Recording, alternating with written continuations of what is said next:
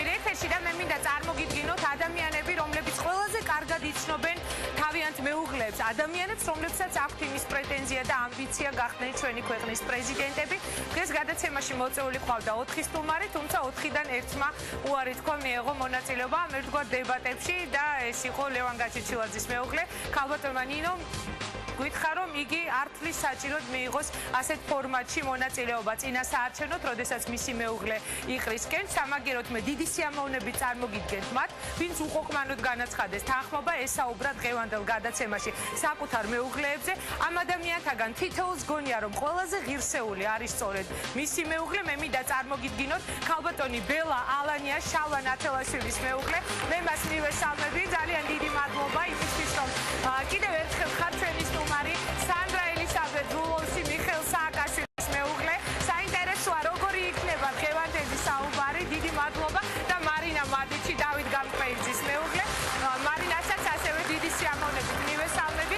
გილოცავთ წინასწარ უпростоრედ დაგვიანებით ახალ წელს და წინასწარ შობას. მე მაქვს იმედი რომ დღეს გვექნება ძალიან საინტერესო, დამზადი და გულწრფელი საუბარი.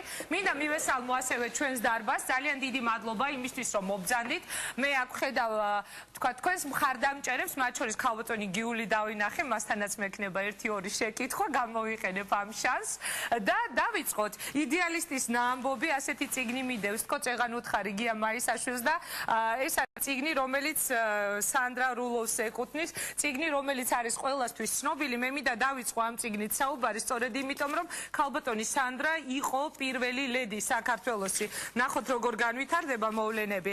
მე ბევრს მოგზაურობ საქართველოს ფარგლებში, 2-3 კვირაში ერთხელ რამდენიმე დღით გავდივარ ქალაქიდან.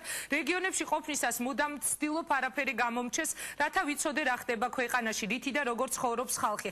ამის მიხედვით გეგმა მომავალსაც ქმრის ყურამდე კი მხოლოდ მაშინ მიმაქვს ინფორმაცია, თუ ხედავ რომ ამას აზრი აქვს.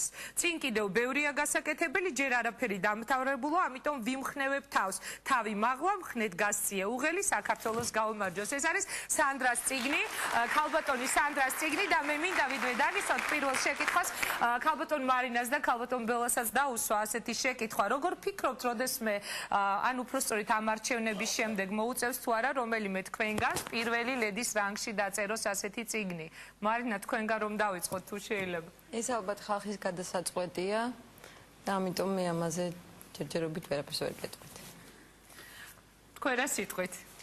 მე არ წამიკითხავს ქალბატონი სანდრას წიგნი. მარტო გაინტერესებთ ქალბატონი? და ეხლა მართლა დამაინტერესა. ძალიან საინტერესო წიგნია, სხვა ჩემს მე მაქვს. დაკითხული იმედია რეკლამაში არ მაგრამ იმედი მაქვს რომ ესე იგი მარტო წიგნის წერით აღარ შემოიფარგლება ზოგადად ლედის მოღვაწეობა და მე ვერ გეტყვით რომ ნამდვილად მივისწრაფი რომ ეგ სტატუსი მქონდეს და რაღაც იდეა ფიქსით არის ჩემგან, მაგრამ ეს კი ერთი კი ნამდვილად ვიცი რომ თუ ქართველი ხალხი არჩევანს გააკეთებს შალვა ნათელაშვილზე, მე ვიქნები ისეთი პირველი ლედი, როგორიც არის ჩვენი ქვეყანა, ჩვენი ხალხი, ვიცხოვრებ მათი ტკივილებით, ვიქნები მათი თვალი, ყური, ყველაფერი, რადგან ყველა სატკივარი, რაც ქვეყანაში ხდება, ზუსტად ისე მივიდეს ჩემი მეუღლის ყურამდე, როგორც ეს ნამდვილად არის ჩვენთან და არა შელამაზებული, შეფუთული. აქამდე შელამაზებული და შეფუთული იყო, თქვენ ფიქრობთ? მე მაინც მგონია რომ მაინც შელამაზებული და შეფუთული იყო. კარგი, თუმცა სანდრა რულოვსი ყოფილი პირველი ლედი, მე მინდა საინტერესო დეტალები თუ შეიძლება დაამთავრა ექცნის კურსები, კვირაში ერთხელ გადის სტაჟირებას გუდუშაურის კლინიკაში. ბატონო, ჯერ არ დაგიმთავრებიათ. 11 წელია რაც დაარსა ფონდი სოკო საქველმოქმედო ფონდი, არის კლასიკური მუსიკის რადიოს ხელმძღვანელი და ასე შემდეგ. ვიდრე მე მას დაუსვავ კითხვას, კვლავ თქვენ მინდა რომ კითხოთ როგორც ოპოზიციონერი ლიდერების მეუღლეებს. მე ძალიან ბევრჯერ მიფიქრია რომ სანდრა რომ ყოფილიყო ქართველი, უფრო აქტიურად ჩაერეოდა თუ არა ვთქვათ პოლიტიკურ ცხოვრებაში, შიდა პოლიტიკურ ამბებში, ისევე როგორც ეს ქართველებს გვახასიათებს ხოლმე. თქვენ როგორ ფიქრობთ, ეროვნება ამ შემთხვევაში რამეზე მეტყველებს, თქვათ იგი რომ ყოფილიყო ქართველი, უფრო ბევრი ჭორი შეიძლებოდა გვსმენოდა მის შესახებ, რომ თქვათ აი ამ საქმიანობის მიღმა, იგი რაღაც შიდა პოლიტიკურ ამბებში ერეოდა უფრო მეტად. მე გიპაც ხო? ხო, თუ შეიძლება. არ მგონია ქართველობაზე არ არის ადამიანის ბუნება, ბუნებით არის, ვთქვათ, განპირობებული. მეც მაგალითად ნაკლებად აქტიური ვარ და ნაკლებად ვერევი, ვთქვათ, დაცვის პოლიტიკურ ცხოვრებაში.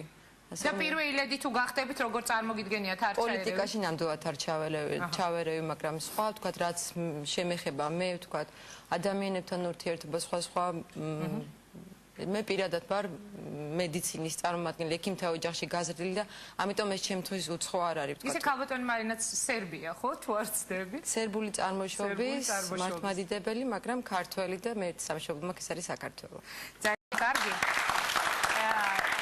სანდრა, ერთი ასეთი კითხვა უნდა დაგისვა. დღეს, როდესაც ძალიან მწვავე დებატები მიდის, ზუსტად 2 კვირა, მაპატიეთ, ზუსტად 1 დღე დარჩა არჩევნებამდე, რატომ თქვი ეს 2 კვირა არ ვიცი. ძლივს გაილია, მე მგონი ეს 2 კვირა. როგორია თქვენი პროგნოზები? აი, როცა ისმენთ, როგორი მწვავე დებატები მიდის ხოლმე ეკრანიდან, თქვათ, უსმენთ ოპოზიციას, უსმენთ იგივე თქვენი მეუღლის გუნდის წარმომადგენლებს. თქვენი პროგნოზი როგორია? ამ ყველაფრის ფონზე. მინდა იქიდან დავიწყო, რომ უკვე 12 საათი შესრულდა და წინასაარჩევნო რაღაცები ჩვენ აქ აღარ შეგვიძლია გავაკეთო და არის ჩვენი უწმინდესის დაბადების დღე და მინდა აქედან მიულოცო 75 წლის გახდა დღეს. ჩვენც უერთდებით ამ მილოცვას.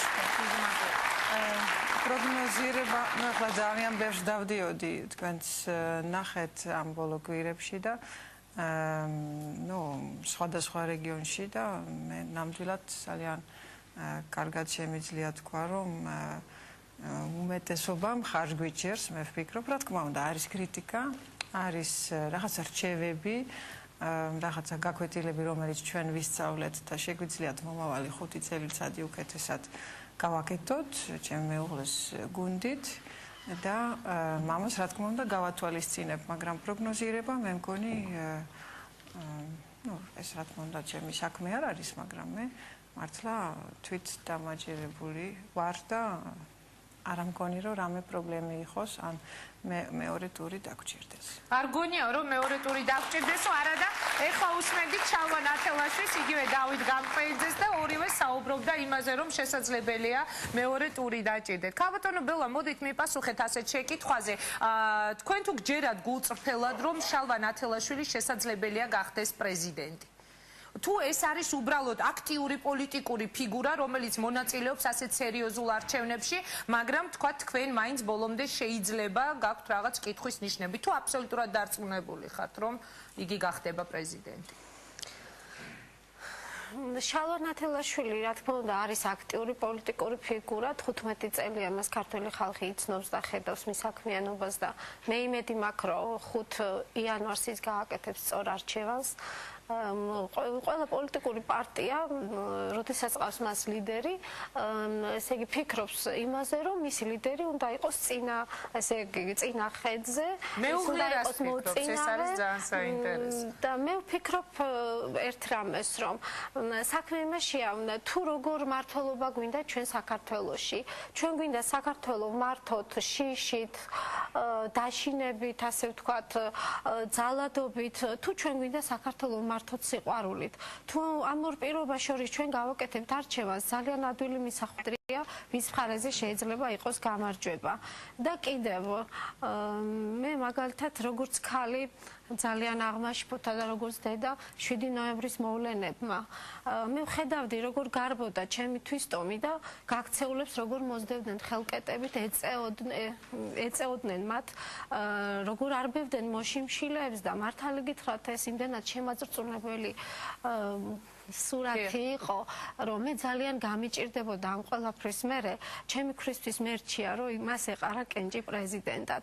მე როგორც ქალი და როგორც დედა ვიყავი ძალიან დაწკუნული, აღშფოთებული მაშინ, როდესაც ჩემ შვილებს მოუწია სახლიდან გაქცევა და ვხედავდი მათ გაფითრებულ სახეებს და ამ დიდ მარხვაში ღმერთო ყველას შეუნდე და მე ნამდვილად ყველას შეუნდობ, ღმერთი იყოს მოწმე, რომ მე არა ვარ შურის მაძიებელი, მაგრამ დაავიწყდებათ თუ არა ჩემ შვილებს ის ტკივილი, რომელიც იმ დღეებში მიიღეს და გვიღირს თუ არა ჩვენ ის პრეზიდენტის ეგრეთ წოდებული სკამი იმათ, რომ აი ამ ფორმით შიშით მართოთ ქვეყანა, შიშით ჩამყაროთ ხალხი ავტობუსებში და მოვაწყოთ შეფუთული დემოკრატიის ფასადი.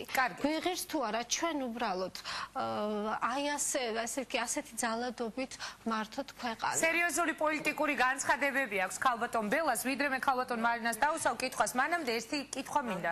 სკამზე აქ ჩემ მეუღლე ძალიან კარგადაც ანახა, რომ სკამზე აქ არ არის ლაპარაკი. იმან ერთი წელი და მეტი მისცა თავისი პრეზიდენტობის ვადა ხალხს, რომ თავიდან არჩიონ საქართველოს მმართველი და მე მგონი ეს მართლა ასეთი ნაბიჯი არანახულია და მართლა მისთვის საქართველო რა თქმა უნდა სიყვარულით და არა სხვანაირად არის პირველ რიგში და არა სკამი ან რამდენი ხანი უნდა იჭდეს იმ სკამზე ნამდვილად. სანდრა, როცა ასეთ შეფასებებს ისმენთ ხოლმე და მე ალბათ დამეთანხმები 7 ნოემბრის შემდეგ არ ყოფილა დღე, რომ თქვათ ესეთი განცხადება ტელევიზიით არ გაჟღერებულიყო. აი თქვენი დამოკიდებულება როგორია ხოლმე? როგორც თქვათ მეუღლის, როგორც უბრალოდ აი მაყურებლის, როგორც დედის და როგორც პირველი ლედის თუნდაც ყოფილი, მაგრამ პირველი ლედის, რომლის მეუღლეც მეორედ აპირებს კიდევ გახდეს პრეზიდენტი. ეს იყო ნამდვილად ძალიან ძნელი დღე ყველასთვის. არ იყო ეს სასიამოვნოსახურებელი, რა თქმა უნდა, და მე პირადად ვიცი, რომ ეს ჩემ მეუღლესთვისაც და მისი გუნდისთვის ძალიან ძნელი გადასაწყვეტი იყო იმ დღეს.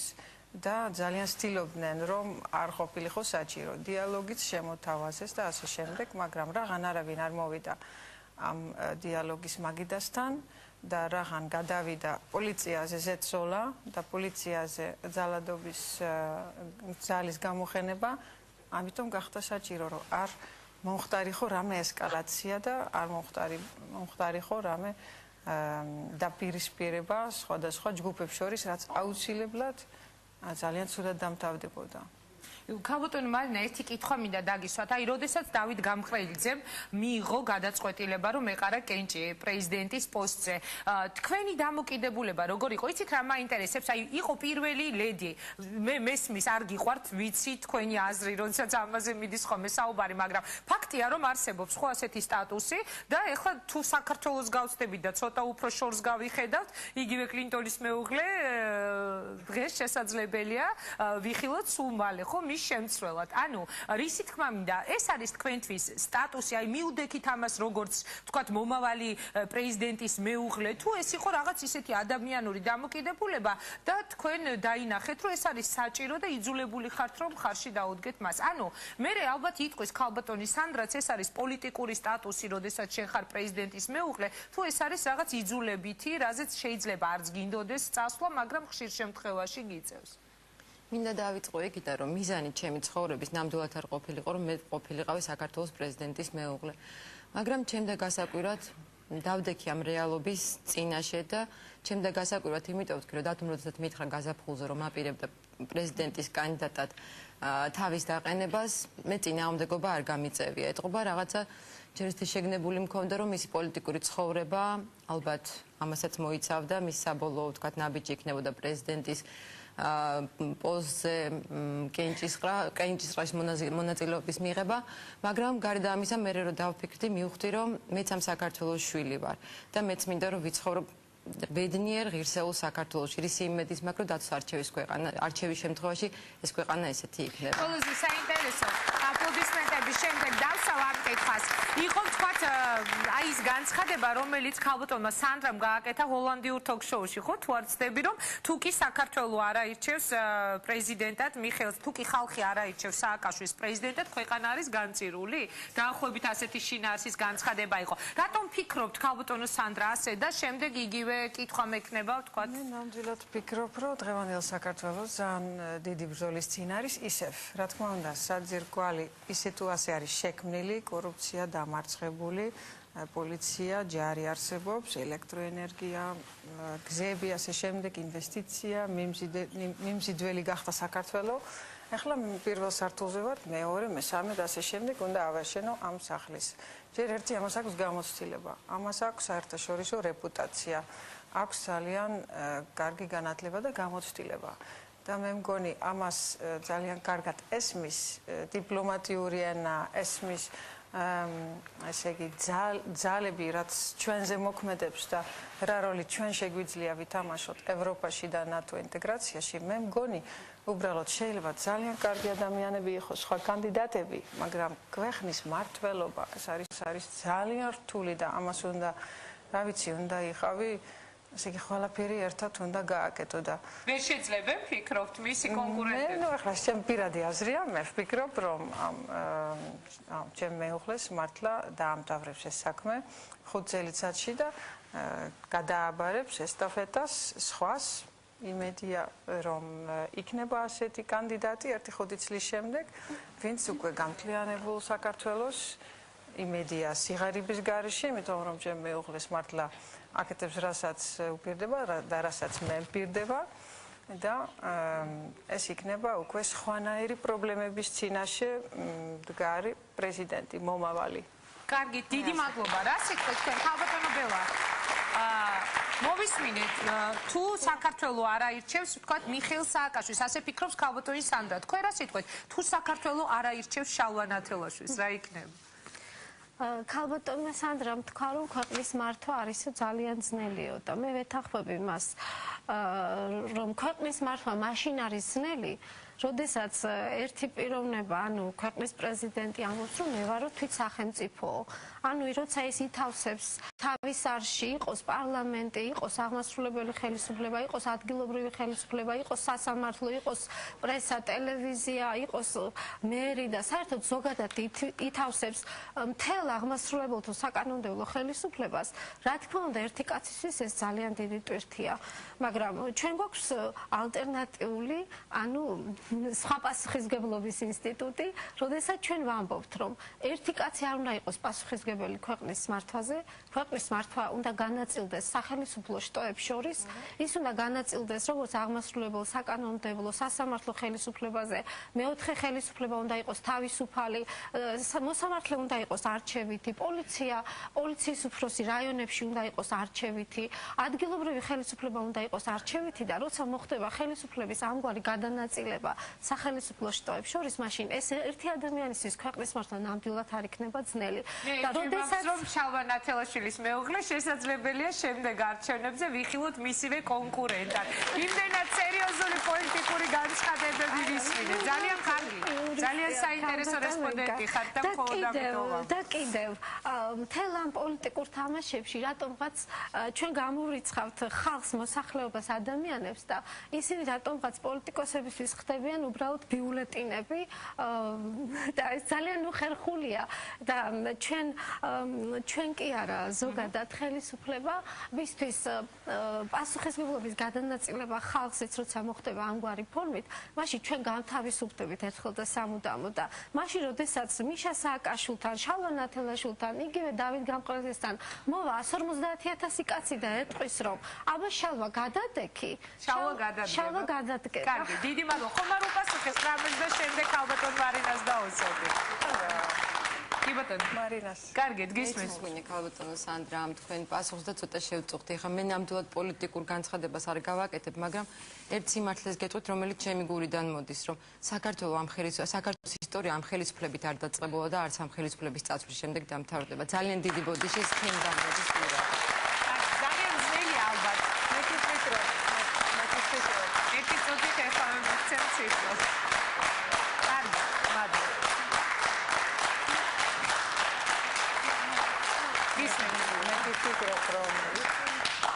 მე ვფიქრობ, ნუ ესაც რა თქმა უნდა ჩემი პირადი აზრია, რომ ესე იგი რატომ გვებრძიან, ხო? გინდა დიდი ფულით, გინდა სხვანაირი მოტივაციებით, ხო? ჩვენ ვნახეთ კომპრომატები, ჩვენ ვნახეთ ეს ყველა აი 7 ნოემბერი რატომ მოხდა, როგორ მოხდა, რა გეგმები იყო. აი ეს დიდი ფული და ეს დიდი ასე თქვათ მოწოდება ქაოსის და ანარქიისკენ რატომ მოხდა? იმიტომ რომ არის სააკაშვილი ძლიერი და ამიტომ რუსეთიდან, აფხაზეთიდან, სამოჩაბლოდან ასე თქვათ მოდის ეს აგრესია, რომ ოღონდ ეს არ დარჩეს, იმიტომ რომ ვაიმე გამთლიანდეს ქვეყანა, ვაიმე ეკონომიური ეკონომიურად ასე გააგრძელოს. ჩვენ 15% გვაქვს წელს ეკონომიური ზრდა, შარშან 12%. მიმშვიდელი გახდა ქვეყანა, ინვესტიციებით სავსე. დასაქმდება ახლა ხალხი. პენსიები გაიზარდა, ყველაფერი განათდა, ელექტროენერგია დავამარცხით. ჩვენ ამას ვფიქრობთ ის 3-4 წლის წინ, ნამდვილად არ ვფიქრობდით. კორუფცია რო ასე რა თქმა უნდა იყო ძნელი და რეფორმების გარეშე არაფერი არ ხდება და რა თქმა უნდა იქნება უკმაყოფილო ხალხი, რა თქმა უნდა, მაგრამ ჩვენ უნდა დავიწყოთ ნოლიდან, ხო? ჯერ ჩვენ დავიწყეთ მინუსებიდან. ახლა გავსწორდით, ასე თქვათ, ნულიდან ვიწყებთ, ცოტა უკვე გავაკეთეთ სიღარიბის წინააღმდეგ, გინდა 700,000 ადამიანის მიმართ რაღაც ფულადი დახმარება, პოლისები ასე შემდეგ, სასადილოები, სხვადასხვა პროგრამები დასაქმების. ახლა კიდე უფრო სერიოზულად გავაგრძელებთ იმ სიღარიბეს წინააღმდეგ და მე ამიტომ ვფიქრობ, რომ ასე გვებრძვიან, ასე თქვათ, რომ იმიტომ რომ ხედავენ, რომ საქართველოს გახდება და უფრო დაიხვეწება ეს ეკონომიური ზრდა, იქნება უფრო დამოუკიდებელი და იქნება უფრო ძლიერი და თავისი გზა ნატოსკენ და ევროპისკენ არჩევს და გააგრძელებს და ეს ძალიან ბევრ ძალას არ უცხობს. დიდი მადლობა. ხალბატონო ბელა, როდესაც გამოდის იგივე მიხეილ სააკაშვილი, ყოფილი პრეზიდენტი და ამბობს, რომ მე გპირდებით, თქვა, საქართველოს სიღარიბის გარეშე. ოპოზიცია ამბობს, რომ არ სჯერა მათი.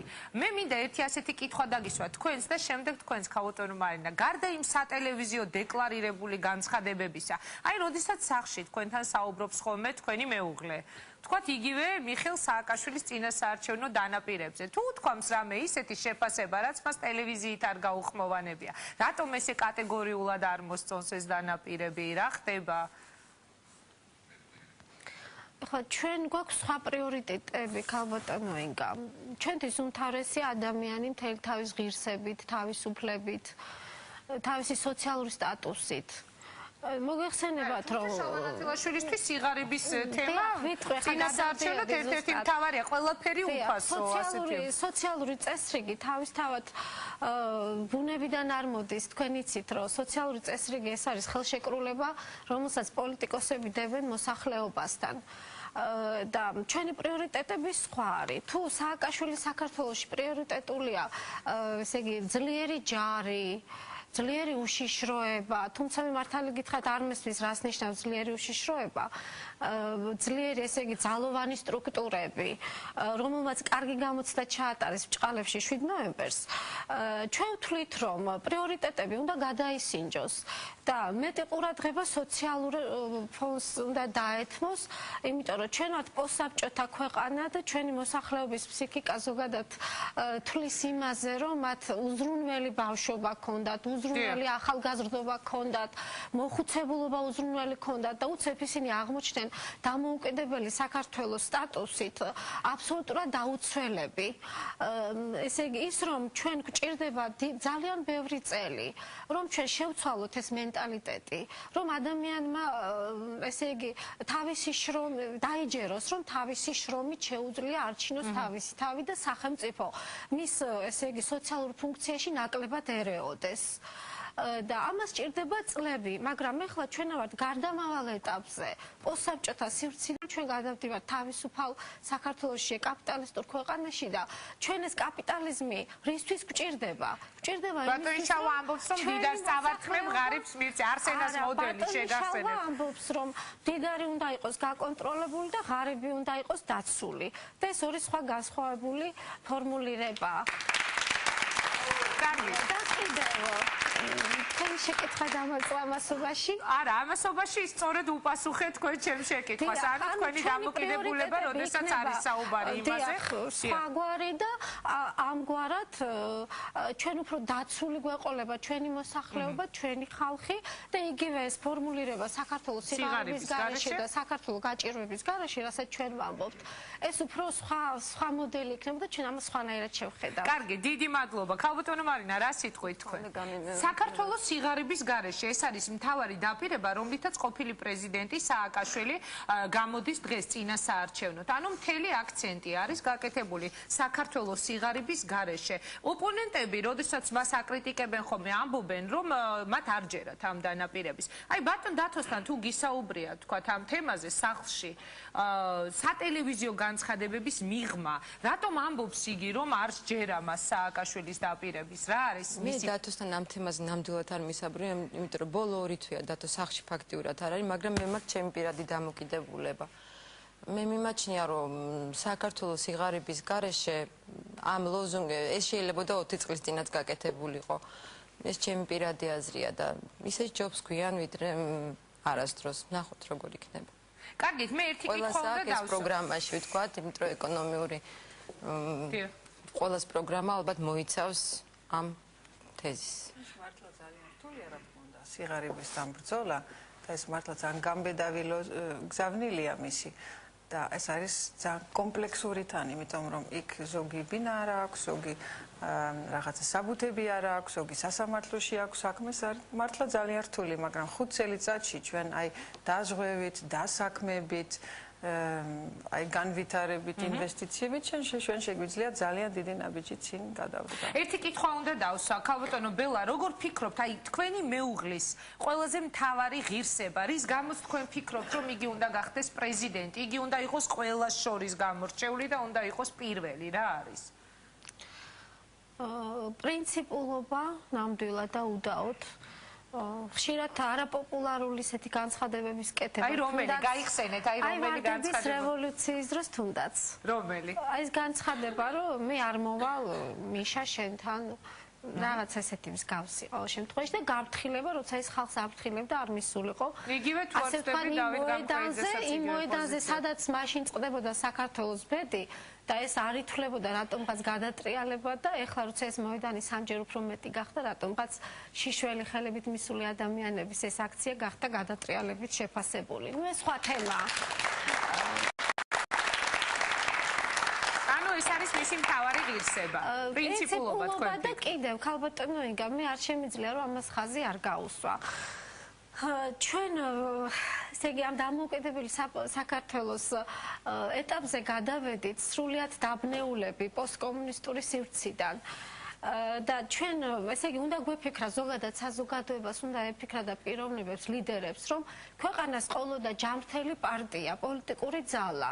ლეიბორისტული პარტია ეს პარტია თქვენი. ლეიბორისტული პარტია და ეს არის შალოს დიდი დამსახურება რომ მანამ ქვეყნისთვის შექმნა დამოუკიდებელი პოლიტიკური ძალა და ალბათ მომავალში დაიხვეწება ეს პროცესები და მე მგონია რომ საქართველოში 2-3 პარტია იქნება კონკურენტუნარიანი და ძლიერი და ამ პარტიებს შორის აუცილებლად იქნება ლეიბორისტული პარტია. მისი ყოველდღიური შრომის, თავდაუზოგავი შრომის შედეგია. ეს არის მისი ღირსება. ეს არის მისი ღირსება. რა სიტყვით თქვენ ქალბატონო მარინა, მთავარი ღირსება დავით გამყრელიძის. არ ვიცი ეს პოლიტიკური რაღაც სხვა თვისება, სხვა ღირსებაზე ისაუბრებ თუ რა არის ის მთავარი, რის გამოც თქვენ ფიქრობთ, რომ გამყრელიძე არის გამორჩეული და იგი არის ღირსი რომ გახდეს პრეზიდენტი.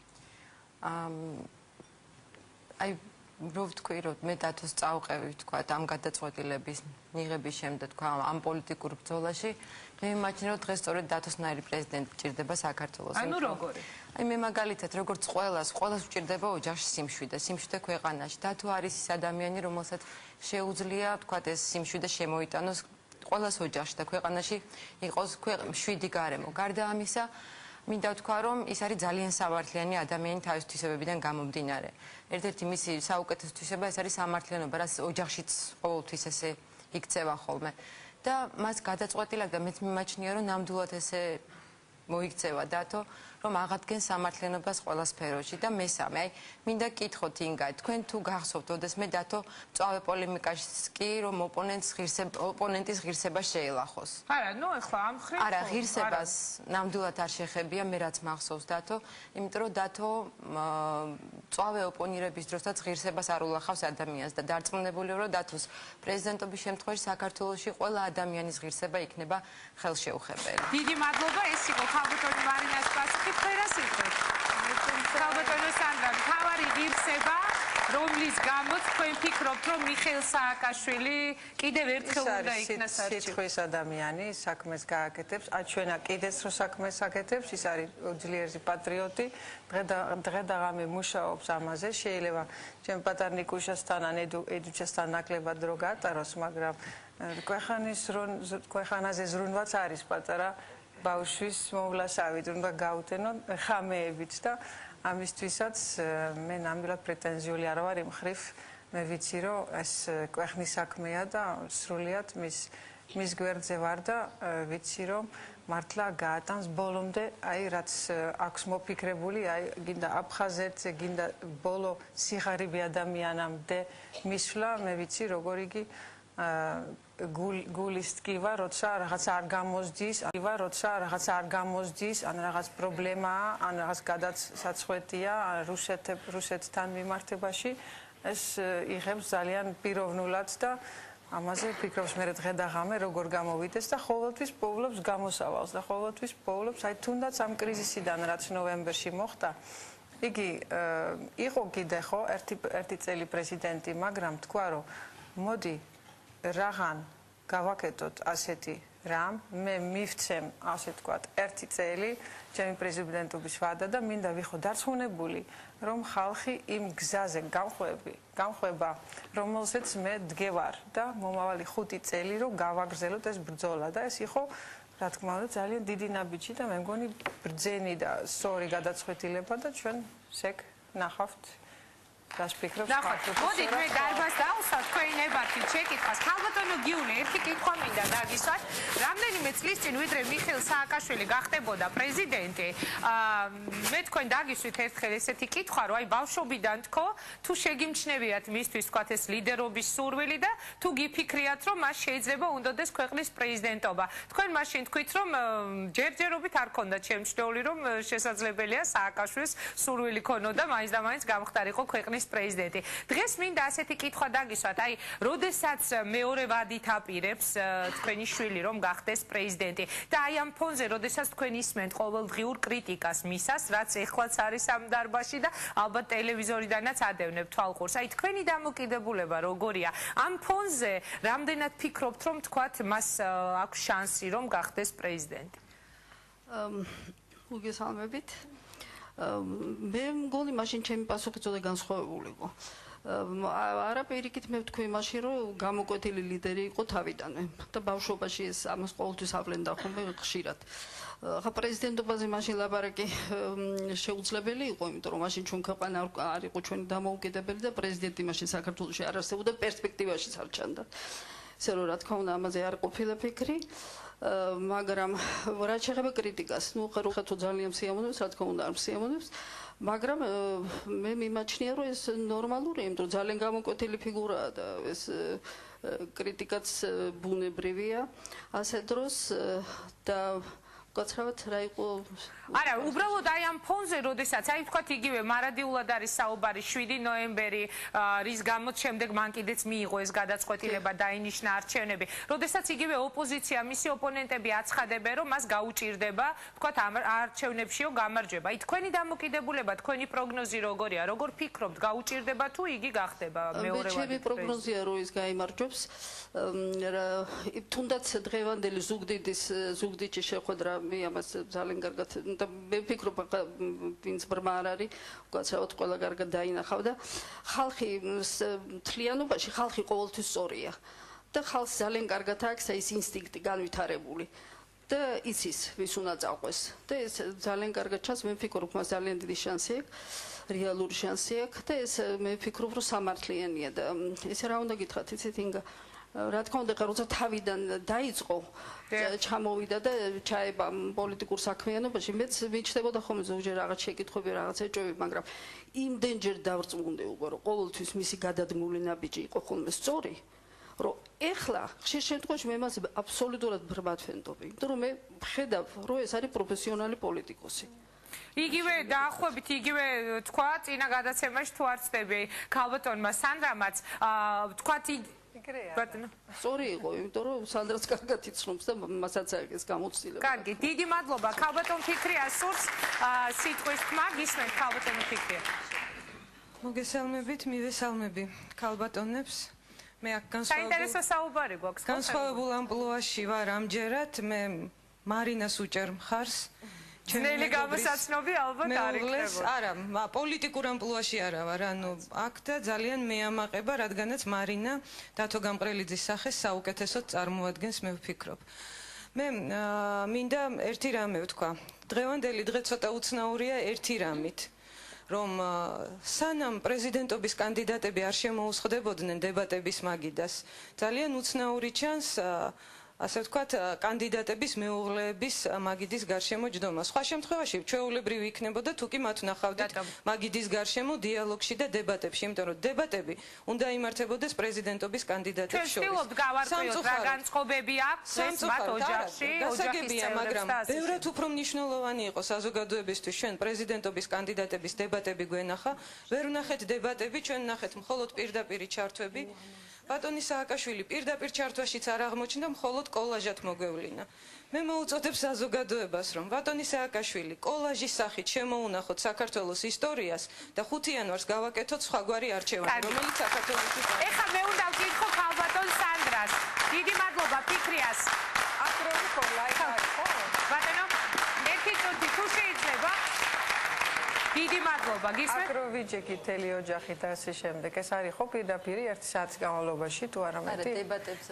თქვენი დამოკიდებულება, აი, როდესაც ისმენთ ხოლმე, თქვათ იგივე ქალბატონი ფიქრია, რომელიც სულ აკრიტიკებს თქვენს მეუღლეს. აი, ამ დროს რამის თქმის სურვილი თუ გიჩნდებათ ხოლმე, თუ უბრალოდ უსმენთ და იცით, რომ ეს ჩვეულებრივი ამბავია, თუ ვფიქრობ, რომ ჩვეულებრივი ამბავია, რა თქმა უნდა, ეს ჩვეულებრივი ამბავია, კრიტიკა, მაგრამ რა ვიცი, მე მგონი არ არის ამისი საფუძველი. მე მგონი ჩემ მეუღლეს ძალიან კარგადაც დებატებში შედის და ის ურჩევნია, რომ შევიდეს მოსახლეობასთან დებატებში და არა სხვა კანდიდატებთან. ალბათ ამის საფუძველი თვითონაც ყველაზე კარგად იცის და მოსახლეობასთან ყველაზე გულსრველი და ნორმალური ურთიერთობა აქვს ხოლმე და ეს დებატები მე მგონი ჩანს ტელევიზორშიც შეხვედრები და ეს ნამდვილად არ არის ზოგიერთ ამბობს ეს არის ხალბი, ეს არის დადგმული, ისა ნამდვილად არა. ეხლა თქვენც ხო იცით, რომ დადის სპონტანურად შედის იქ ხალხს ათქვევინებს, რასაც უნდათ ხო და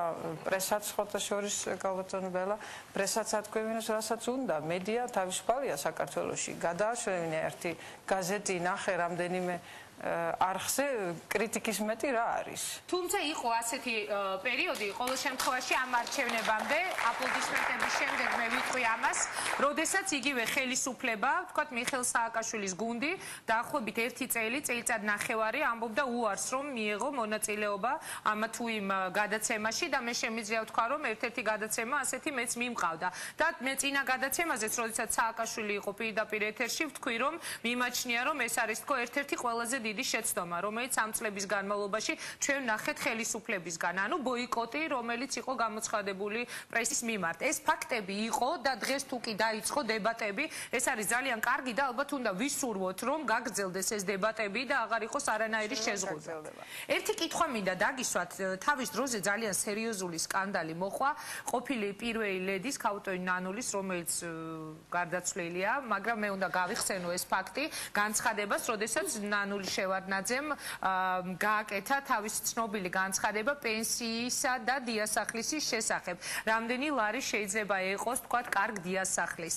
მე მინდა ერთი ასეთი კითხვა დაგისვათ. აქედან გამომდინარე, ყოველთვის მაქვს ხოლმე ეს კითხვა, როდესაც ვინმე ვხედავ პოტენციური პირველი ლედი თუ კი ზის ამ დროს. თქვენი აზრით, როგორ ფიქრობთ, რა თანხაა საჭირო დღეს იმისათვის, რომ ნორმალურმა, ჩვეულებრივმა ქართულმა ოჯახმა იცხოვროს, აღზარდოს შვილები, თუნდაც 2 შვილი, 3 შვილი, მიაღებინოს მათ განათლება და იცხოვრონ ისე, რომ არ შეილახოს მათი თავმოყარეობა. მოდით დავიწყებ თქვენგან, ქალბატონ სანდრა, და იგივე პასუხი მაინტერესებს თქვენგანაც. გისმენთ? რა თქმა უნდა, მაშინ სხვა დრო იყო და ჩვენ ახლა მეტი საშუალებები გვაქვს და ჩვენ უკვე ავედით, პენსია, რა თქმა უნდა, არ ყოფნის არანაირად, მაგრამ უკვე 55 ლარებს ავიდა, მე კიდე დაიმატება 2008 წლის ამ წლის განმავლობაში დაახლოებით $100-მდე ეს უკვე არის საკმაოდ ბევრჯერ ის ასე ვთქვათ სიღარიბის ზღვარზე მეტი საერთოდ რაღაც საერთაშორისო ასეთი შეთანხმება არის რომ $1 დღეში არის სიღარიბე ეს არის სიღატაკე რა თქმა უნდა ჩვენ უკვე ამაზე ვართ სამჯერ მეტი და ახლა მივდივართ ძალიან სწრაფი ტემპით უფრო შორს მაგრამ მე მგონი არა მხოლოდ თანხაზე უნდა იყოს აქ ლაპარაკი არამედ გარანტიებზე ესე იგი ყველა ოჯახს სჭირდება დაზღვევა არა მხოლოდ სამედიცინო პოლისები არამედ თავისი საკუთრების დაზღვევა რომ რაღაცა დიდი ტანხების გადახდა არ მოუწევს როცა არის რა ვიცი ხანძარი ან ქურდობა ან რამე სხვა რა თქმა უნდა ყველა სჭირდება ასეთი გარანტია ასეთი დასაქმება და თუ არა ხარ დასაქმებული მაშინ რა თქმა უნდა საარსებო მინიმუმი უნდა კონდეს თითოეულ ადამიანს ეს არის ცნობილი რომ ჩვენ იქ ნამდვილად ჯერ არა ვართ მაგრამ ნელ-ნელა იქ მე სწრაფად უბრალოდ ნელ-ნელად კი არა უკვე ძალიან სწრაფად მივდივართ იქამდე და ესაც მინდა გითხრა რომ კერძო სექტორში რომელიც იზრდება დღეს საქართველოში 500 ლარზე ნაკლებად აღარ იღებს არავინ უკვე ძალიან სერიოზული ხელფასებია და სახელმწიფო სექტორშიც ალბათ ბატონ გიგიც დამეტანხმება უკვე ნელ-ნელა უფრო ნორმალურ პირობები შეგიძლია შეგიქმნა შენი ოჯახისთვის, შენი შვილებისთვის. ანუ დაახლოებით რა თანხა არის? საჭირო და ითქვე რამდენს ხარჯავთ და იგივე კითხვას შემდეგ ქალბატონი. და ხარჯავთ ეს არის ძალიან ღიად კანცელარიაში არსებობს ამისი კალკულაციები, რა თქმა უნდა, საპრეზიდენტო ოჯახში არის რაღაც ხარჯები, რაც არის სახელმწიფო ხარჯები, ჩვენი ავეჯი ჩვენი არ არის, ეს არის სახელმწიფოსი. მე გპატიჟებ ჩვენ ბინაში, ჩვენ ძალიან ასე სკრომნად ცხოვრობთ მეოთხე სართულზე, პარლამენტის გვერდზე, თქვენ ეს სახლი იცით, იმიტომ რომ ხოლმე რაღაცა საპროტესტო აქციები და ეს არის ძალიან ღია ინფორმაცია, რამდენი დავხარჯე მაცონზე, რამდენი პამპერსებზე და რამდენი პოლონეთის პირველი ლედი საჩუქარზე. ეს ნამდვილად დასამალი აქ არაფერი არ არის, ეს შეგიძლია მოიწყო. დიდი მადლობა. ძალიან კარგი, საინტერესო პასუხი იყო. მე აუცილებლად გამოვიყენებ თქვენს ამ შეთავაზებას და იმ შემთხვევაში თუ კი ვთქვათ გამარჯვება დარჩება მიხეილ სააკაშვილს, მაშინ პირველი სტუმარი ჟურნალისტებიდან მაინც შევეცდები რომ ვიყო მე იგივეს პირობას ჩამოგართმევთ ეხლა ორივეს ქალბატონო ბელა და ქალბატონო მარინა. თუ კი რომელიმეს დარჩება თქვენი მეუღლეებიდან გამარჯვება, რომ პირველი ინტერვიუ როგორც მეუღლეებს ყველაფერი შეუძლიათ ხოლმე პირობა მომცეთ რომ გვექნება ჩვენ. მოდით მითხარით რა თანხა სხარჯავს ნათელაშვილის ოჯახი იმისათვის რომ იცხოვროს, იმისათვის რომ ჩვეულებრივი ცხოვრებით გააგრძელოთ ცხოვრება, ასწავლოთ შვილებს და ასე შემდეგ და როგორ ფიქრობთ დღეს საქართველოში რა თანხა არის საჭირო ამ ყველაფრისთვის? ქალბატონო ინგა ხელისუფლებას და ოპოზიციასაც იმიტომ დაჭირდა თითქმის ერთნაირი ასე ვთქვათ მოწოდებების გაკეთება საქართველოს სიღარიბის გარეშე, საქართველოს გაჭირვების გარეშე, რომ ალბათ ყველა ჩვენგანი აცნობიერებს თუ რა დიდი უბსკრული გაჩნდა მოსახლეობის ფენებს შორის. არის უღარიბესი და უმდიდრესი ფენა მოსახლეობის. და ჩვენ როდესაც საუბრობთ რაღაც სოციალურ სოლიდარობაზე, სწორედ საუბრობთ იმიტომ, რომ ეს უბსკრულიდან ამოვიდეს ჩვენი ღარიბი მოსახლეობა, ვისაც პენსიიდან პენსიამდე სულ ზღაფავს, ხალხი და ხშირად წამალსაც ვერ ყიდულობს და მე ვიცი ოჯახები, რომლებიც შაქარს ვერ ყიდულობს იმისათვის, რომ ჩაი და პურზე არიან თითქმის და ეს არის ჩვენი ტრაგედია, ჩვენი ქვეყნის ტრაგედია. ეხლა ამ ტრიბუნიდან ვისაუბროთ თანხებზე თუ ვინ რამდენს ხარჯავს. ეს არის ძალიან უხერხული თემები. ძალიან საინტერესოა. თუ კი თქვენ იქნებით პრეზიდენტის მეუღლე, თქვენი მოსაზრება ალბათ საზოგადოებაში ლეგალური შემოსავალი 560 ლარი პარლამენტიდან წევრობის დიახ, ვინც ადრე იყო პარლამენტის წევრი, მათ ენიშნებათ და ვიღებთ ამ თანხებს და პლუს პარტიის თავმჯდომარის ხელფასი. ეხლა რამდენი გვჭირდება სულ სურვილებსა და შესაძლებლობის შორის ძალიან დიდი უფსკრულია. სურვილები დიდია, შესაძლებლობები ნაკლები და იძულებული ვარ ჩავეტიოთ იმ თანხებში, რა თანხებიც გვაქვს. მაგრამ მე ახლა საუბრობ არა ჩვენს თანხებზე, ანუ ჩვენ რაც გვაქვს და ჩვენ რასაც ვიმყოფინებთ. ზოგადად საუბრობ ჩვენი შეჭირვებული მოსახლეობის შესაძლებლობებზე. და ამიტომაც მე მახსოვს ჩვენი ბრიფინგი, როცა შალომ ჩაატარა, ბრიფინგი ესე ეძღვნებოდა თუ არ ვცდები პირველადი მოხმარების პროდუქტებს. როდესაც მან მოუწოდა ხელისუფლებას, რომ იყოს გარკვეულწილად შეღავათიანი ფიქსირებული ფასები შაქარზე, კარაგზე, პურზე, ანუ იმ აუცილებელ პროდუქტზე, რომლის გარეშეც ორგანიზმის ფიზიკური არსებობა არის წარმოუდგენელი.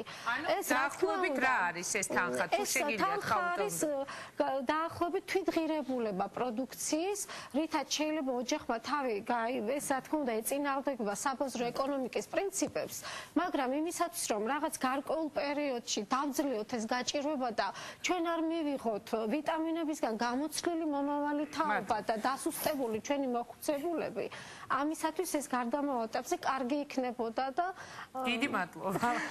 დიდი მადლობა ქალბატონო მარინა, ბრძანეთ. ძალიან რთულ გადაცემაში მოვხდი, მე მგონი ჩემაგივრად ჯობდა ირაკლიაშვილი ან დათო ყოფილიყო. არა, საინტერესოა. მე იცით რატომ ვსვამ ამ შეკითხვას, იმიტომ რომ თითოეული თქვენგანი არის დარწმუნებული იმაში, რომ მისი მეუღლე შეიძლება გახდეს პრეზიდენტი და მე დარწმუნებული ვარ, რომ თითოეული თქვენგანის მოსაზრება ძალიან აინტერესებს მაყურებელს. მე უბრალოდ ნამდვილად დათო ბიზნესში იყო წლების განმავლობაში, შემდეგ გაყიდა ეს ბიზნესი ნამდვილად არ მიჭირს, ჩვენ ოჯახს ნამდვილად არ უჭირს და მიმაჩნია, რომ დათოს გაპრეზიდენტების შემთხვევაში საქართველოში ოჯახების უმრავლესობა იქნება ნორმალური არსებობის, ეხა არის იღარიბის ზღვარზე, ხო, როგორც ყველამ ვიცით. და შეძლებს ნორმალურად ცხოვრებას, განათლების მიღებას, მიცემას თავის შვილებისთვის და ღირსეული მომავლის აღსდას. მეტი ვერაფერს ვერ. დიდი მადლობა. გიგი წერეთელს მინდა ერთი კითხვა დაუსვა და შემდეგ სულ ბოლოს სტუმრებთან. ბატონო გიგი, აი ახლა თქვენ როდესაც უყურებთ ამ ყველაფერს, რა სიტყოდით? აი იყოთ რიგითი ჩვეულებრივი ამომრჩეველი, ახლა არ გამოხვიდეთ იქიდან, რომ ხართ უმრავლესობის წევრი და კომიტეტის თავმჯდომარე. აი რომელი სტუმარი იქნებოდა თქვა თქვენთვის დამაჯერებელი თავისი არგუმენტები? გისმენთ? მოგესალმებით ყველას, არ ვიცი ისმის თუ არა კარგად. ისმის. ნამდვილად შევეცდებოდი, რომ ეს ჩვეულებრივი მოქალაქის სტატუსით მელაპარაკა, ვთქვათ, რომ არა, ამ შემთხვევაში ფიქრიას რემარკა და თქვენიც ამ შემთხვევაში მე მინდა ძალიან მოკლედ თქვენ გითხრათ, ცოტა მოკლედ, მაგრამ ჯერ მინდა ყველას მივესალმო ამ სტუდიაში, მივესალმო აქ დებატებში მონაწილე ქალბატონებს. ძალიან საინტერესო იყო. ჩემთვის ძალიან საინტერესო აღმოჩნდა მათი დებატების. ეხლა ყველას წარმატება. თქვენ მინდა უბრალოდ გითხრათ და ეს მოიტანა თემამ, როცა ბოიკოტზე იყო საუბარი, დებატებზე იყო საუბარი. მე ვფიქრობ, რომ ეს ჩავაბაროთ წარსულს და ნუღა გავიხსენებთ ახლა ამ არა, ჩავაბაროთ წარსულს, მე ვარ მომხრე რომ ჩავაბაროთ. ვირატომ არ მიდიოდა დებატებზე? ნუღა გავიხსენებ ძალიან ძნელია, როდესაც ხარ ჟურნალისტი. თქვენ უბრალოდ ერთი რამ თქვით, რომ იყო პრესის მიმართ ბოიკოტი. პრესის მიმართ არ იყო ბოიკოტი, ბოიკოტი იყო მხოლოდ ერთი, ну ასეთი ფორმა, ასე ვთქვათ, გარკვეული პროტესტისა ერთი ტელეკომპანიის მიმართ. ბევრი რამ გაირკვა, ბევრი რამ დღეს ნათელია და არა მხოლოდ ამ ჯგუფმა პოლიტიკოსების, არამედ ძალიან ბევრმა ჟურნალისტმა თავად გამოთქვა. არა, მე თქვენ არ გეუბნებით, მაგრამ რადგან ამის ანგაჟირება ხდება ხშირად, ამაზე ხდება ლაპარაკი, მე არ შემიძლია ამას არ ვპასუხო. მეორე რაც აუცილებლად მინდა ვთქვა, ამ დებატებთან დაკავშირებით.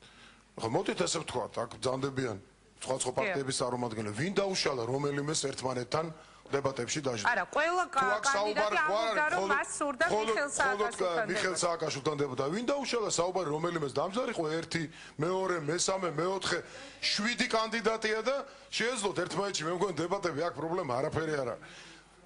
რაც შეეხება მიხეილ სააკაშვილს, მე მგონი რომ ძალიან ბევრი შეხვედრა იყო, ძალიან ბევრი კამათი იყო, ძალიან ბევრჯერ გაჟღერდა ის თუ რა პროგრამით მოდის ის და მისი გუნდი, მე ვფიქრობ, აქ ახლა ლაპარაკი ზედმეტია. ამიტომ თქვენ რა მკითხეთ? თქვენ გინდათ პასუხის გაცემა. დღეს რაღაც ბევრჯერ დამისვეს ეს შეკითხვა ამ გადაცემაში და გაუგებრად ვლაპარაკო. პირველად გამისვეს. და ასე ფიქრიას მინდა უთხრა. არა უშავს, ახლა ის უფრო მიცის ხოლმე. ვის როგორ შემოინახავს ისტორია, ამას მართლა ისტორია გვაჩვენებს ჩვენ, მაგრამ თქვენ მკითხეთ, ვის დაუჭერდით მხარს რომ იყოთ ჩვეულებრივი მოქალაქე. ცოტა რთულია ჩემთვის ხა საუბარი ამაზე, ხა ვიზუალური მხარეთ ნამდვილად არ ვიმსჯელებ. აქ შეიძლება რთული იყოს, ხო? მე ნამდვილად ხა ყველას ისე კარგად დიდი ხანი არ ვიცნობ, თქვა ქალბატონ ბელას, ქალბატონ მარინას ვიცნობ და მხოლოდ კარგი შემიძლია. ქალბატონ სანდრასთან დაკავშირებით არ გინდათ რომ ჩემი აზრი გამოვხატო. რატომ ქალბატონ სანდრასთან დაკავშირებით? იმიტომ რომ ქალბატონ სანდრასთან ერთად მოვედი, მე მხარს უჭერ მიხეილ სააკაშვილს, მხარს უჭერ ბუნებრივია იმ პროგრამას, რომელთაც ჩვენ მოვდივართ და მოდის მიხეილ სააკაშვილი, ძალიან სერიოზულს, რეალისტურს, გამბედავს და დაფუძნებულს იმაზე, რაც გაკეთდა ამდენი ხნის განმავლობაში ქვეყანაში, დამდით მოდისკენ მოგიხდით და ქალბატონ სანდრას ემიტომ უჭერ მხარს და მგონია რომ ის იქნება ძალიან ეფექტური და კარგი პირველი ქალბატონი მომავალი 5 წლის განმავლობაში, იმიტომ რომ მე ვიცი რაც იყო წინა 4 წლის განმავლობაში. როგორი აქტიური იყო, როგორი ინიციატივიანი იყო, როგორი ასე ვთქვათ, უშუალო იყო, თავმდაბალი იყო, ერთგული თავის საქმის და ერთგული ამ ქვეყნის. ამიტომ უჭერ მხარს. დიდი მადლობა. ძალიან დიდი მადლობა. მე მინდა დავსვა ბოლოს გისმენთ, არ მინდა გამოვიდეს ისე რომ მარტო ქალბატონ სანდრას რომ ბატონი გიგი უჭერს. ბატონ ბელას გულშემატკივართა გუნდს ვეკუთვნი, შესაბამისად მხარს უჭერ შალვა ნათელაშვილს და ერთადერთი მოტივაციით, იმიტომ რომ არ ვემხრობი მიშა სააკაშვილს და მიშა სააკაშვილის პოლიტიკის პრობლემა ის კი არა რომ სიღარიბე ვერ აღმოფხვრა. ჩვენ გვესმის რომ არსებობს ეკონომიკური ფაქტორები, რომელსაც გვერდს ვერ აუვli. პრობლემა ისაა, რომ მისი მოღვაწეობის პერიოდში ანგრევდნენ ეკლესიებს, კლავდნენ უდანაშაულო ადამიანებს და ხალხის გაუბედურება დაიწყეს ბუტარო ბაქიზის მკვლელობით და რაც მოხდა 7 ნოემბერს, ეს მისი დიდი პრობლემა. აი მხოლოდ ამის გამო რა. გმადლობ და თუ შეიძლება ძალიან მოკლედ ბრძანეთ გისმენთ. მე უბრალოდ არ შემიძლია ამ შემთხვევით არ ვისარგებლო, ეს პრობლემა ძალიან დიდი ხანია მაწუხებს და მინდა ქალბატონ სანდრას ვკითხო. კითხვების გარეშე შეფასება. მე პირადად რამოდენიმე ხნის წინ მოვისმინე ქალბატონმა სანდრამ საქართველოს მოქალაქეებს და საქართველოს ქალებს მიმართა, დედებს, რომ თურმე მათმა არ იციან ქართველმა ქალებმა არ იციან შვილების აღზრდა. მთლიან თავის დროს უთმობენ სიგარეტის მოწევას და უთმობენ ყავის სმას. და ქალბატონი სანდრა მაინტერესებს, რითი ხელმძღვანელობდა, როდესაც ამას ამბობდა.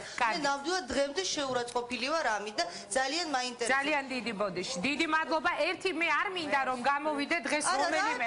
კი ბატონო, იგი ალბათ გასცემს თავის პასუხს. მე არ მინდა რომ გამოვიდე რომელიმე ჩვენი სტუმრის დამცველად, ეს იქნება ქალბატონი ბელა, ქალბატონი სანდრა თუ ქალბატონი მარინა, თუმცა ვიტყვი ერთს რომ ალბათ ჯობია თქვენ თვითონვე თქვათ რა, ვიცი იტყვით რა ეს თქვი, ახლა მე მაინც ვუპასუხებ, ეს თქვი ჯანსაღი ცხოვრების წესის პარგლებში, როცა ვამბობდი რომ აი როცა შვილი სპორტზე დადის, მე მირჩევნია რომ დედაც იყოს სპორტული და არ იყოს გვერდზე და როგორც მე თვითონ ჩემი თვალით ძალიან ბევრჯერ მაქვს ეს ნანახი რომ მაინც და მაინც ძალიან ჯანსაღად არ იქცევა იმ დროს ხო ეს ამ პარგლებში ვთქვი იმიტომ რომ აი ბატონ გიგი მას თქვა ჩვენ დავდივართ მაგალითად სკოლებში აი ნარკომანის წინააღმდეგ სპორტული ცხოვრების ასე თქვა ხელშეწყობა და ასე შემდეგ და რაც წინა თქვენ ეკლესიების დანგრევაზე და ასე შემდეგ პირიქით სამება აშენდა პირველი წელი როცა იყო ინაგურაცია ამის მერე და ამის მერე პირიქით ჩვენ ძალიან კარგი ურთიერთობა არის ეკლესია და სახელმწიფო შორის მე მგონი ეს ყოველდღე დასტურდება და მე მინდა ვისარგებლო ახლა არის წინა შოუების დღეები და მე მქონდა მოფიქრებული პატარა საშოუბაო საჩუქრები, ქართული თეკა და რაღაც დიდი მადლობა. ეს თქვენი კონკურენცია. ეს თქვენ მოგცემ ამ შავს თქვენ. ქალბატონ ბელას, ქალბატონ მე გადავწევ თქვენებო. დიდი მადლობა, ძალიან დიდი მადლობა. შესანიშნავი ძალიან ლამაზი საჩუქრები და მინდა ბოლოს თითო წუთი დაგიჭმოთ იმისთვის, მოდით დავიწყებ თქვენგან ქალბატონო ბელა, მიმართეთ მათ ვინც გინდათ რომ ხმა მისცეს თქვენს მეუღლის. ამომრჩევლოს შალვა ნათელაშვილის. ძალიან ლამაზი საჩუქრები. მადლობა. ძალიან მოკლედ. უპირველესად ძალიან გთხოვთ მათქმევინეთ, იმიტომ რომ დღეს არის პატრიარქის უწმინდესის დაბადების დღე და მე არ შემიძლია არ ვისარგებლო ამით, იმიტომ რომ ხვალ შეიძლება არ მქონდეს ეს საშუალება და მინდა მოულოცო ჩვენს პატრიარქს დაბადების დღე და დავიმოწმო მისი სიტყვები, როცა ის ამბობს, რომ საქართველოს მიტვირთა ტვირთი მოწამისა და ამით იხსნა სხვა ერები. დიახ, ყველა ქრისტიანის მართლმადიდებლის ხვედრია იაროს მოწამეობრივი გზით, პრინციპული გზით, ტანჯვით, წვალებით, მაგრამ საბოლოოდ მაინც მივიდეს გამარჯვებამდე. და ჩვენს გარკვეულწილად ყველას გვერგვეს პატარა ჩვენი წილი მოწამეობრივი, ასე ვთქვათ, გზისა, სადაც ჩვენი წვლილი უნდა შევიტანოთ ქვეყნის მშენებლობაში. მიეცით ხმა შალვა ნათელაშვილს. მიეცით ხმა შალვა ნათელაშვილს. მოგიწოდებთ ქალბატონი ბელა და ავინანებთ. დიდი მადლობა ქალბატონო მარინა. იგი მე იმდენად აპოლიტიკური ვარ და იმდენად არა ვარ ჩართული დათო საარჩევნო კამპანიაში. აი ამას ვერ ხვდები. როგორ შეიძლება გამყრედის მეუღლე იყო და არ იყო პოლიტიკაში ხმა ჩართული. აი მინდა ჩავერთო. დღეს 3 იანვარია და ყველას მოგიწოდებთ, რომ ხმა მიეცით არჩევნებზე შემოხაზეთ 3 და მაშინ გარანტირებული გვექნება ნათელი მომავალი. ძალიან დიდი მადლობა, ეს იყო მარინა მადიჩი, ქალბატონო სამია. 5 იანვარს ყველა მოდით არჩევნებზე, გთხოვთ და ნომერი 5 უკვე გამოცდილი ძლიერი სახელმწიფოებრივი საფუძველია და ჩვენ კიდევ 5 წელი გვამუშავეთ, რომ აი ეს სიღარიბე გაუძლოთ. ეს არის ყველაზე დიდი ამოწანა და ყველაზე ძნელი და ჩვენ ნამდვილად მთელი გუნდი და განახლებული სახეებით სხვათა შორის ჩვენ აუცილებლად ამას გავაკეთებთ. ძალიან დიდი მადლობა. საინტერესო იყო რაღაც ერთგვარი სიმბოლოებზე გაცვლა. დღესო 3 იანვარიაო და ხმა მიეცითო 3 ნომერსო. არჩევნებიო 5-ია და ხმა მიეცით 5-ო. პროტესტი დღეს 4 იანვარია და ხმა მიეცით 4. და უკვე დაიწყო ნამდვილად 4 იანვარი და მიეცით ხმა 4 ნომერსო. ეს იყო ქალბატონი ბელას მოწოდება. ეს იყო არჩევნების წინ ჩვენი ბოლო გადაცემა. ერთმანეთს შევხვდებით უკვე 10 იანვარს, ერთმანეთს შევხვდებით უკვე ჩატარებული არჩევნების შედეგების ანალიზით, ასე რომ გადაგიხდით ძალიან დიდ მადლობას იმისთვის, რომ მიიღეთ მონაწილეობა დღევანდელ გადაცემაში ყველას. თითოეულ თქვენგანს მთელი გულით უსურვებ წარმატებებს. თქვენც კი ასევე მიიღეთ, თქვენ კი ასევე გვიყურებდით, უკვე 2:30 ხდება, თუმცა ვფიქრობთ, რომ გადაცემა მაინც და მაინც უინტერესო არ გამოვიდა, განსაკუთრებით კი ეს ბლოკი, როდესაც თქვენ უსმენდით ქალბატონებს სანდრას, ბელას და მარინას. კარგად ზანდებოდეთ, ნახვამდის.